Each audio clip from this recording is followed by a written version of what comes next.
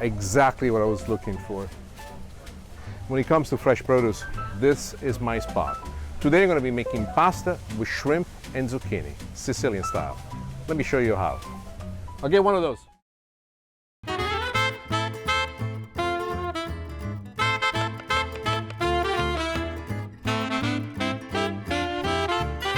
Spicy, just right.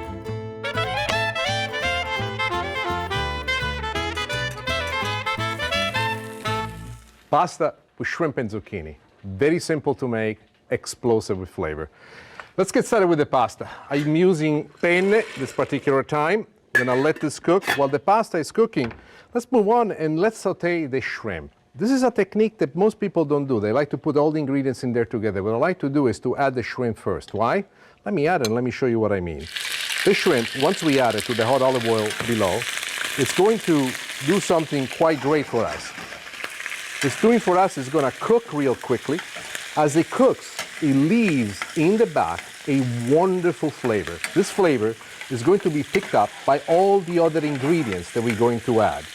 Once the shrimp starts to pick up a little bit of color, this is the moment in which I like to add my spices. And I go with a little bit of salt and with a little bit of pepper. And there we are. We need no more than 45 seconds. You don't want to cook the shrimp all the way through. Then what we do next, you take this out using a slotted spoon. You want to keep the oil in which you cook the shrimp in there. This oil is carrying all this flavor. This flavor is fantastic. It's got all the elements of the natural shrimp. Any kind of shrimp in different parts of the country have different shrimp, and you will find, and you'll realize this quite quickly, that different types of shrimp have a different flavor. Now, why is it that I have actually cut the shrimp in smaller pieces? This is what you should ask yourself, because most people don't like to do that. I find that whole shrimp is a lot more difficult to eat with the pasta, and it has to force a big bite. Smaller shrimp like this instead doesn't. Here we have the zucchini. We're gonna add the zucchini, which I squared out beautifully well, as you can see. The zucchini, as soon as they hit the pan, they pick up the olive oil in which we cook the shrimp, and in that olive oil it picks up all its own natural flavor. We're gonna cook this on high heat until the zucchini start to soften a little bit.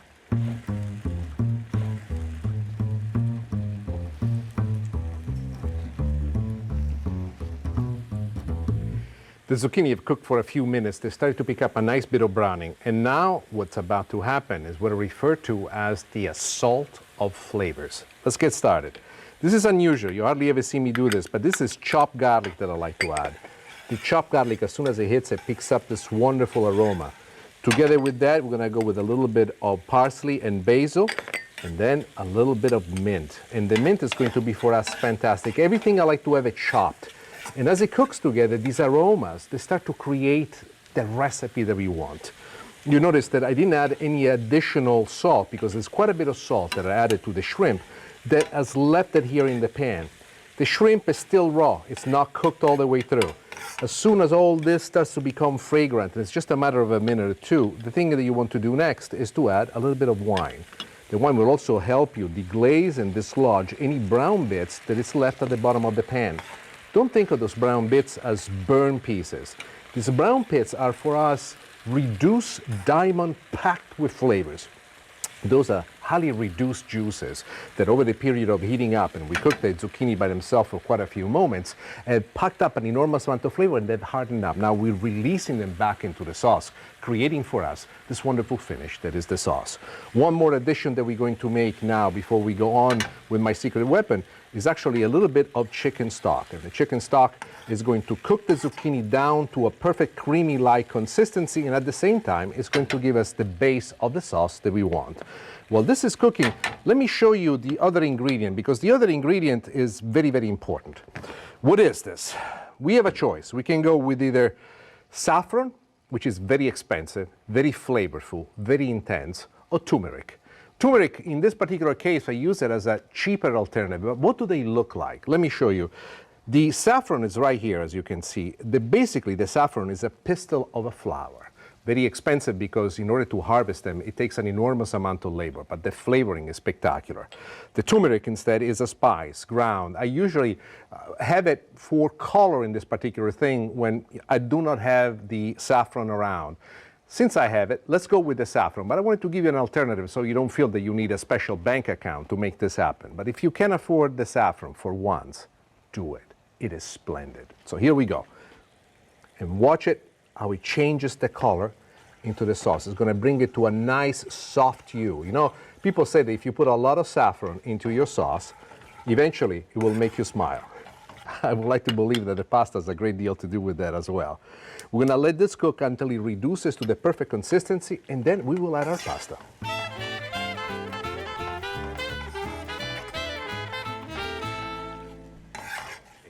The next addition what we will make is the shrimp. Remember, when we cooked it, it was not cooked all the way through, so we're now going to take it out of the bowl, and with the juices that have accumulated at the bottom, we're going to let it cook right here into our sauce.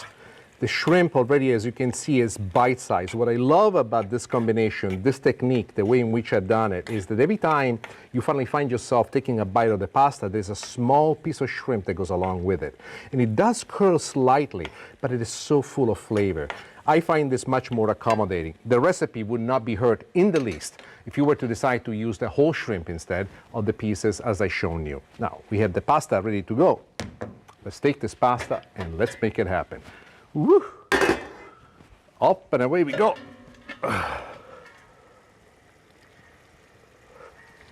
Now the pasta, I cooked it al dente. The idea here is that we want the pasta and the sauce to cook together. So one of the things that I like to do at this point is to have the pasta and the sauce cooking together. So watch how the sauce becomes absorbed by the pasta.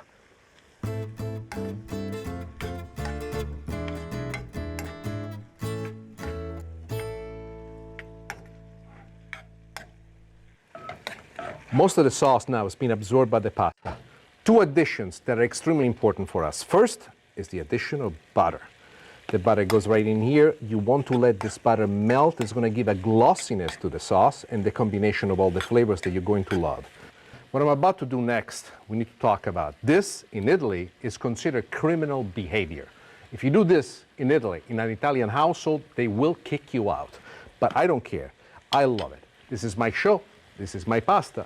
This is my kitchen. I do things my way. And what I do, I add cheese. Lots of cheese.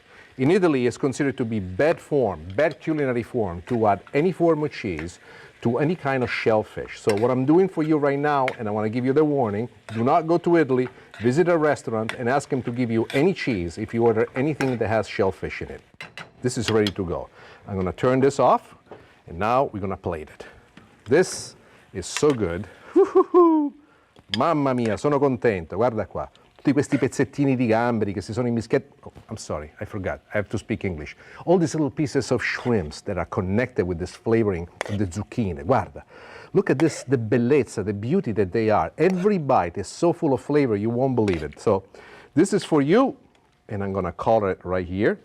And I put a little bit of parsley, a little bit of Parmigiano on top. And this, I will put it aside for you so you can enjoy it. This, I love it so much, I'm going to give myself a little serving. Mamma mia, quanto mi piace questa pasta. How much I love this pasta. You know, one of the side effects of making a pasta like this is that unwittingly, without you knowing it or expectingly, you might end up speaking Italian. Not such a bad thing. Next time you visit Rome and people say, how come you're so flawless? How come is that you speak Italian without even an accent, not even an American accent? You'll tell them, when I'm in America, I watch Nick Stellino. Not only makes me smile, but he teaches me how to speak Italian. Signori e signori, buon appetito. Mamma mia, sono proprio bravo.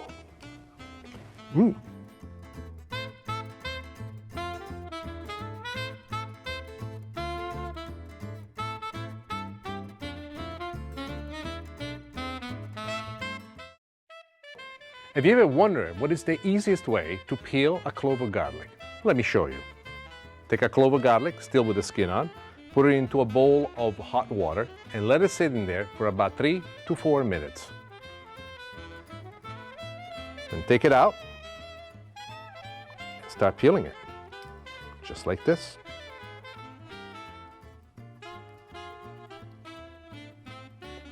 And this is how you peel a clove of garlic.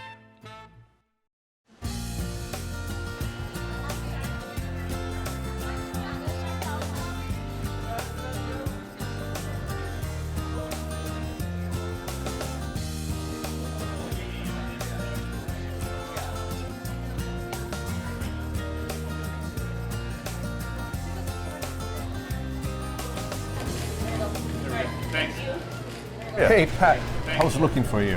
I'm doing Saltimbocca alla Romana. I need a good selection of prosciutto, and I don't know if we're going with San Daniele or Parma, and you got so many. What would you advise? Well, I think Parma's a great choice right now. We've got a couple. The Piemontesini, I think, would be my choice. They use a little bit younger hog. They cure it with a little less salt. It's going to be a little bit more elegant, delicate flavor. I think you really like it. Perfect. Let me have a couple of pounds of those. I got a lot of people to feed. You got it. Thanks. Thank you. Next, Nick shows us how to prepare Veal Saltimbocca.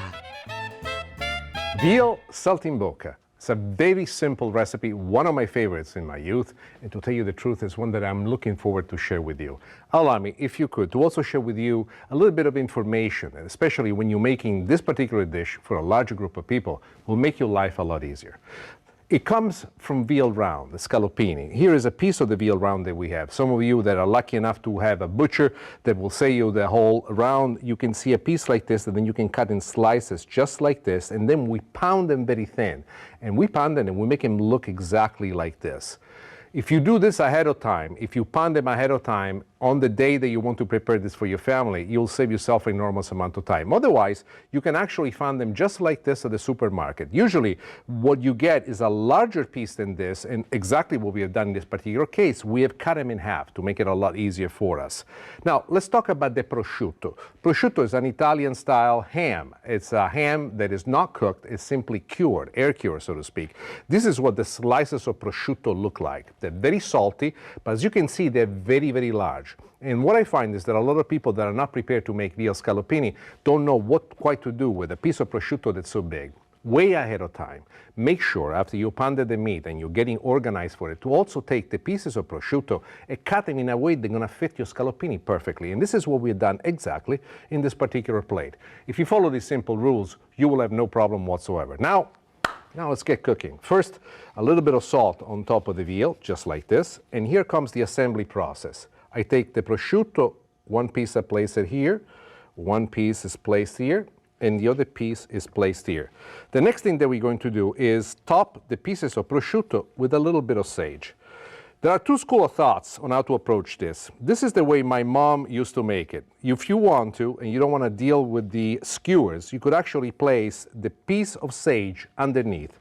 But in my house, this is the way we've always done it. We take a skewer, you put it underneath, you push this way, and then you push this way, and the skewer secures the sage right on top of the prosciutto. So we're going to do it with all three pieces of meat. Next to me on the stove, I have a non-stick pan that has some extra light olive oil. Most people like to do this with butter, but the problem with butter is that when you go to very high temperature, the butter tends to burn.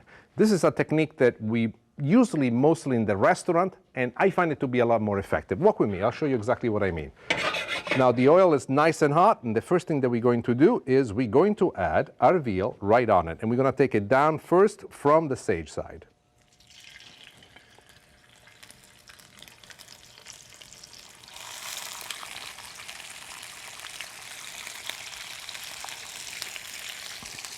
The veal is very, very thin. You only want to cook it about 45 seconds per side, because then we're going to finish it in the sauce. While the veal is cooking face down with the prosciutto, add a little bit of salt on the other unexposed part. Now we are ready to turn it.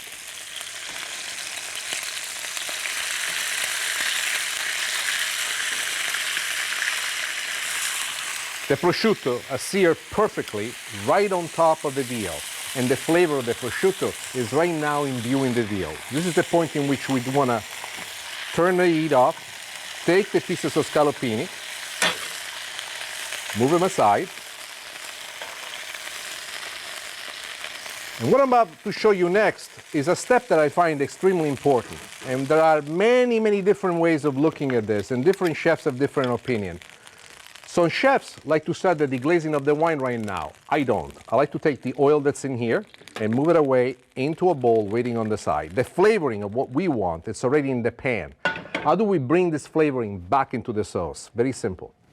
We increase the heat once again, and now we add a little bit of wine. You can go with white wine. In my case, I like to use Marsala because it's a Sicilian wine.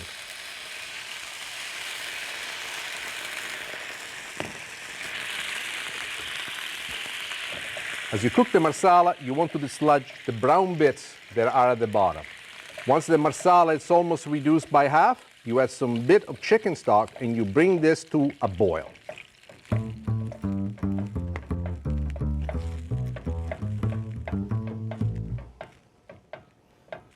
While the sauce was reducing, what I've done, I've taken the little toothpicks out of the meat. Very important you do that, because this is so good that some people don't pay attention and they eat it with toothpick and everything. The last thing that we want to do is to just finish cooking the meat in the sauce. It's only going to take no more than a minute just to kind of bring it to temperature and to have it ready.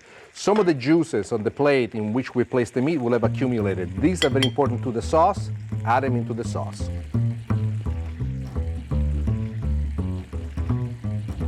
And here is the last step, the final step that's going to make everything perfect. A little bit of butter into the sauce to give it the glossiness of what we want.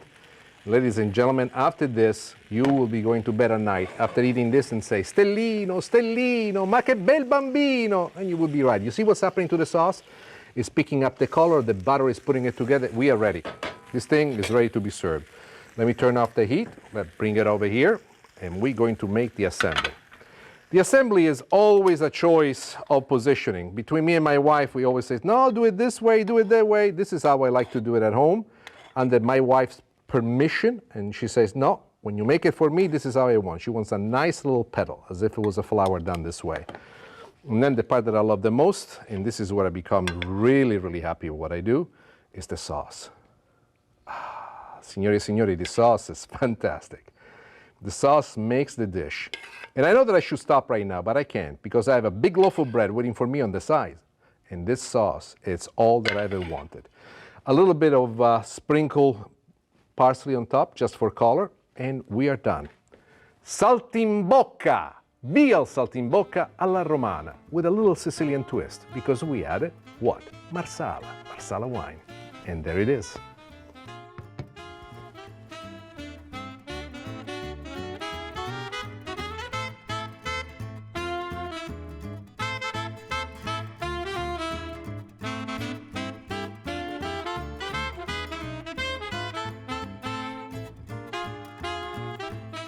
Next, Nick shows us how to prepare Cherry Almond Rice Pudding.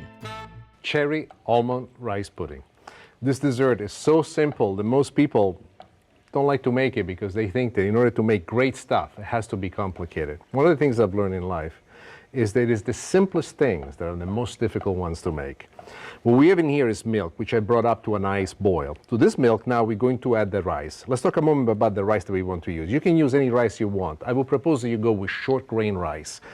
The thickness of everything is going to come from the rice cooking into the milk as if it was pasta, so to speak, and shedding, and then giving this wonderful thickness to it. Carnaroli or arborio is what I prefer because this, after all, is an Italian version of this rice pudding. So that's what I'm using today. The part that I love the most, and it reminds me of the old days when my family used to do it. I remember, you know, the ladies in the kitchen go like, c'è il riso così si fa by your hands, and you add it to it. And it's also one way that I have to get connected to the food that I make. You will splatter and splash all over, don't worry about it. We're gonna let this cook for a good 10, 12 minutes. You almost want to think as if this is pasta that is cooking into the water. Some of the milk will evaporate. As the milk evaporates, the rice will plump up and thicken up, and then we'll continue with the other instructions regarding this. But right now, come with me, there's something else that I wanna show you. For this to thicken, we have to use eggs. Eggs are the base of everything that we're doing, and you got to go at this very aggressively. So what I have is eggs and sugar. If you're gonna do sugar, it cannot be just a little bit of sugar. It's gotta be a lot of sugar. This sugar is going to be, for us, the essence of this particular dessert.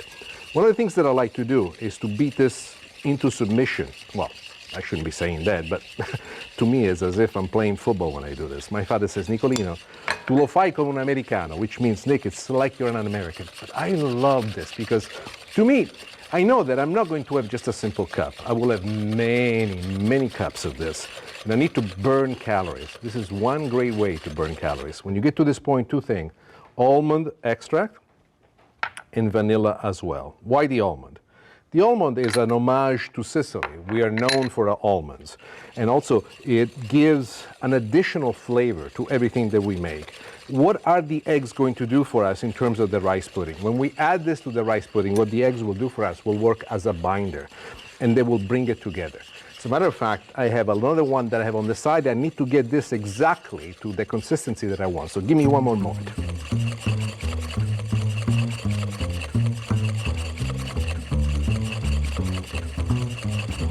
Oy. What I like is to get it. This took a while. It's a good thing that I have forearms the size of a football player. But when you get to this point is what you want. Do you need to get this far with it? No. Why do I do it? To show off. That's why I do it. So here we go. This is the part that you would really want to look at. Now, this is exactly what you will get when most of the milk will have evaporated and the rice is here. Now we need to add it. In a certain way, what you want to do is to add it but reduce the heat so it is not too high, because otherwise you will make scrambled eggs. And as you add it, make sure that all of this goes into it. What I'm going to do, as a matter of fact, is reduce the heat to the lowest setting possible. And you want to make sure that you scrape the bowl and you add to it all of the egg yolks and sugar combo that we just made. Beautiful. This is exactly what I love. We're just about done. Bring it around until it's nice and thick. Once it gets, oh yes, we're just about there. Let me turn off the heat. Remember that when you do this at home, the heat that comes from underneath and the heat that's retained in the pan are two factors that you don't want to ignore. If you keep the flame going, remember that even when you turn it off, there is enough heat retained by the rice and by the pan itself that it might actually cook your eggs too much. In this case, we got what we want. At this point, when you make this at home, what you want to do is to add the maraschino cherry in there and put as many as you want. Why maraschino cherries? Because as Sicilians, we love them. You can let this cool off, and you can serve it off of a big bowl and bring it to the table so that everybody can have it. It will take you about 20, 30 minutes for this to cool off perfectly. Or else, what I propose that you do, you put it into the containers in which you want to save it. I have a specific container that belongs to a very dear lady, the grandma of a great friend of ours. Grandma Dorothy. Those are antique champagne glasses, which I think are fantastic for this, and I want to show you what it is that we have done. You can use any type of vehicle you want, but these are very dear to us, very special friend of ours, and exactly it's how we've done it. We placed the rice pudding on the inside of it, and then when it came to it, for nothing more than decoration, I love the maraschino cherry with the stem, we placed it on top. Now this is great to be eaten as it is, but there is one more thing that I like to do. I shaved some chocolate earlier, and now I like to sprinkle it on top. And just a little bit, just to give it a little bit of color. And it's one of those things that you want to do carefully, attentively. And when you look at it, you say to yourself, rice pudding, who does that? You know what? I used to be that way. Let me put this on the side because I want you to look at it and eventually eat it later. But there is something about the rice pudding that is mysterious. You take a bite, it's a soft cream that melts into your mouth. You taste the sugar, you taste the cherry, you taste the almond, and at that moment you say, life is beautiful.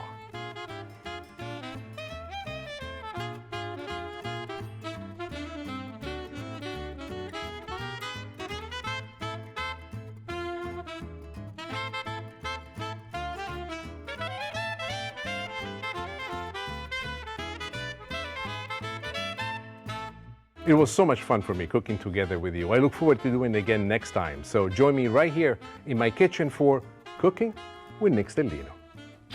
Ciao a tutti. What is the best way to cook a perfect piece of fish? Let me show you. We have a piece of halibut, about 1.25 inches thick. Put salt and pepper. Choose the part that you like the most. We call this the beauty side. We're going to put this side down first. The pan has the oil nice and hot, and we're going to add our fish.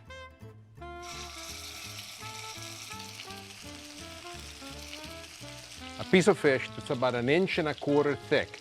You don't want to cook any more than 2.5, 3 minutes per side. A little bit of salt, a little bit of pepper. The fish is now ready to be turned.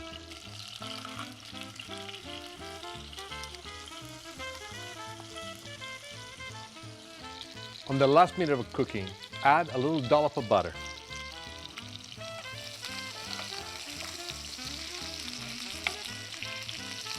And braise the fish with the melted butter right over.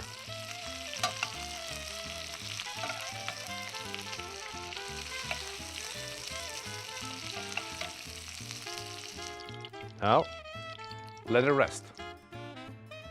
And this is how you make the perfect piece of fish, accompanied by a little bit of kale, sauteed with garlic and mashed potatoes.